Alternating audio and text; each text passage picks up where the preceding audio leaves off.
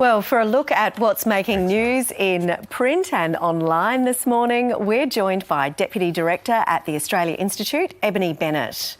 Good morning, Ebony. And first of all, you're looking at the Australian Financial Review with this move to give Treasury green light for controls on gas prices.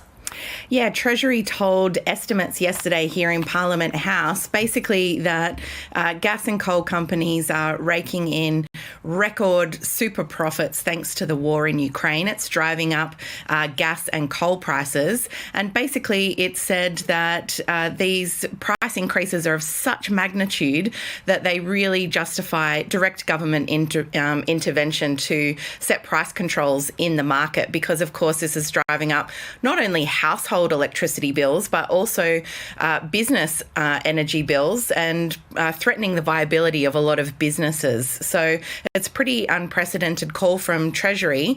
And I think whether or not the government decides to set price controls in that market, those super profits that the gas and coal companies are raking in really make the idea of a windfall profits tax and fixing the PRRT system a bit of an economic no-brainer. Lots of things on the table, and you get the impression, Ebony, that a decision needs to come as to what to do, which regulatory intervention to make sooner rather than later.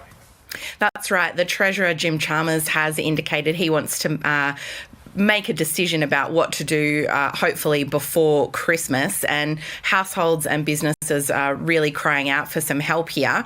The only concern is they don't want to add any increases or pressure to inflation. So that's the big concern there, and that's why Treasury is recommending price controls. OK, let's go to the Courier Mail. The Queensland Police Force very much front and centre there on its front page today. Yeah, absolutely. So a little while back, one of senior police officers in Queensland Police had to go on leave because it was revealed that he'd made sexist comments at a conference. This was part of the inquiry into police responses to domestic violence in Queensland. And now it's emerged that this police officer got promoted after making those comments and is now back on the force. So I'm sure pretty devastating news for women contemplating making domestic violence complaints to police, and of course also for serving women police officers in Queensland. That's the standard they're going to walk past, and that's the standard they'll accept. I'm sure there's a lot more that will come up on that one. Now, moving along to the Sydney Morning Herald, the Trump card. When is he going to pull it? Yeah, well, he's told a rally yesterday as part of the US midterm elections that he's planning to make an announcement on November the 15th, widely expected to announce that he's running for president again. But very concerning, that rally. Trump also attacked US Speaker Nancy Pelosi, calling her an animal. And that's just days after her husband, Paul Pelosi, was brutally attacked in an attack meant for Nancy Pelosi. So I think these US midterms, it's widely expected the Republicans will gain possibly Congress and the Senate back.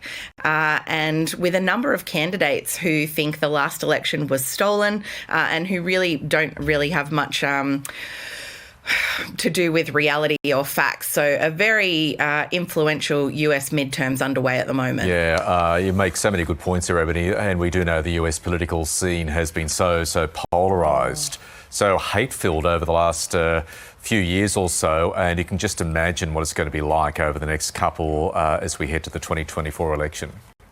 Exactly. It's really concerning. It is indeed. Hey, lastly, you've got on The Guardian online these calls for fossil fuel non-proliferation treaties.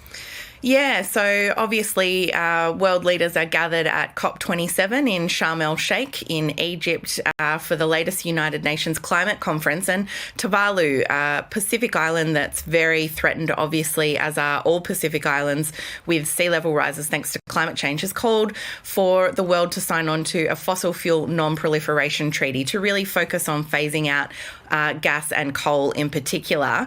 Vanuatu first put forward this idea, and I think think this is really important to note because we have to look at fossil fuels. They are the ultimate source of climate change. That's what's causing this problem. And of course, Australia is the third largest exporter of fossil fuels behind Russia and Saudi Arabia. So this is a big problem that Australia has to come to grips with, as well as the rest of the globe, and so important to highlight when all the world is gathered at COP27.